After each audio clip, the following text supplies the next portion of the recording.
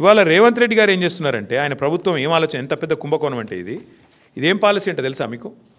ఈ 9,292 ఎకరాలు వీళ్ళు ఏం చేస్తారట అంటే, మా గవర్నమెంట్లో మేమున్నప్పుడేమో 100% SRO రేట్ చెల్లించాలా ఒరిజినల్ అలాటీ చేతిలో ఉంటే, ఒరిజినల్ అలాటీ చేతిలో కాకుండా ఇంకోరి చేతికి పోతే 200% అని పెడితే, రేవంత్ రెడ్డి ఏమంటున్నాడు, కేవలం అప్లికేషన్ పెట్టుకుంటే వారం రోజులనే పర్మిషన్ ఇస్తారట.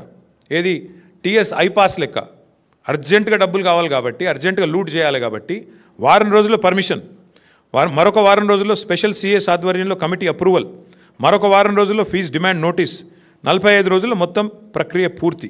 అన్నింటికి మించిన హైలైట్ ఏంటంటే 100% 200% నిబంధన మనం పెడితే మన కేసీఆర్ గవర్నమెంట్లో 30% కడితే చాలంట. ఎంత హైలైట్ అంటే 30% చాలంటే, ఏది 30% SRO విలువ. ఉదాహరణకి మీకు ఎగ్జాంపుల్ చెప్తాను.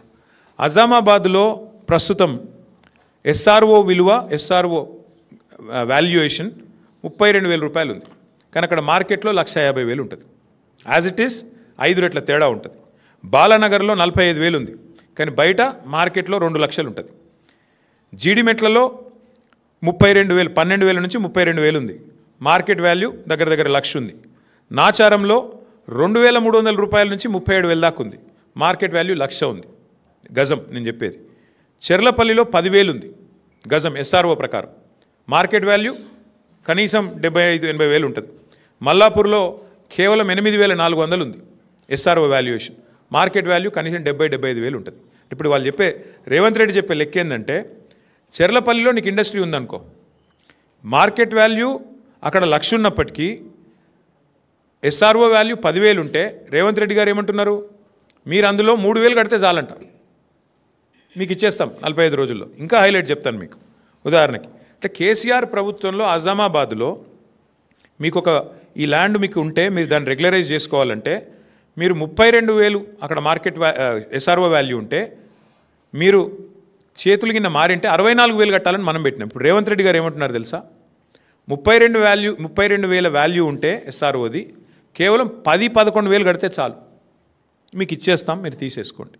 అంటే దీని వెనక ఉన్న కుంభకోణంలో ఇక్కడ మెయిన్ పాయింట్ ఏంటంటే, ఇవాళ ఒక ముఠా తిరుగుతుంది హైదరాబాద్లో.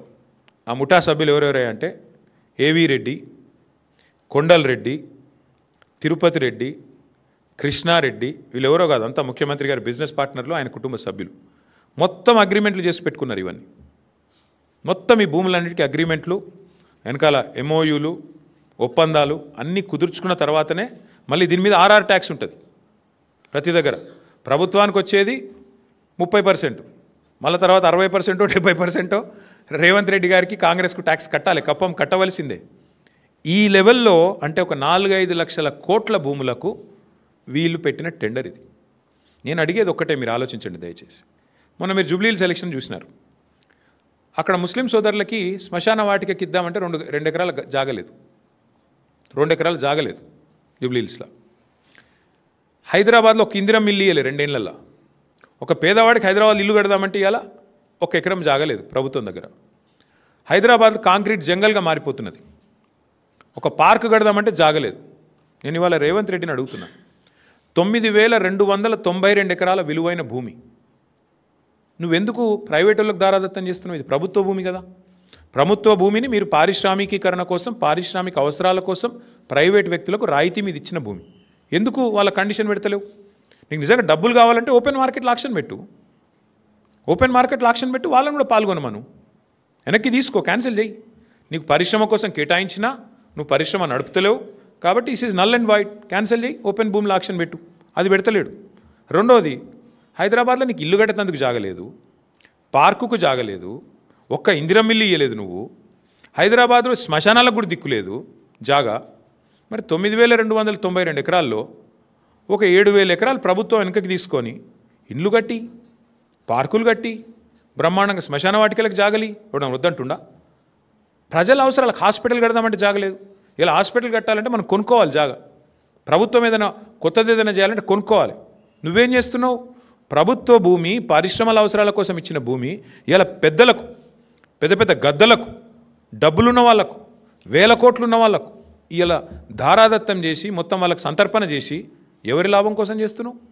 ఎవరి కోసం చేస్తున్నావు ఇంత పెద్ద లూటు? ఇది 5 లక్షల కోట్ల కుంభకోణం.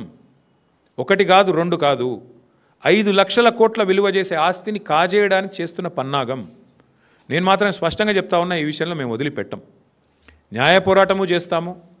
తప్పకుండా భవిష్యత్తులో ఈ భూములు ఎవరైనా కొన్నవాళ్ళు కానీ ఇంకోటి కానీ పరిణామాలు ఎదుర్కొంటారు. ఈ విషయం కూడా నేను ముందే చెప్తా ఉన్నా.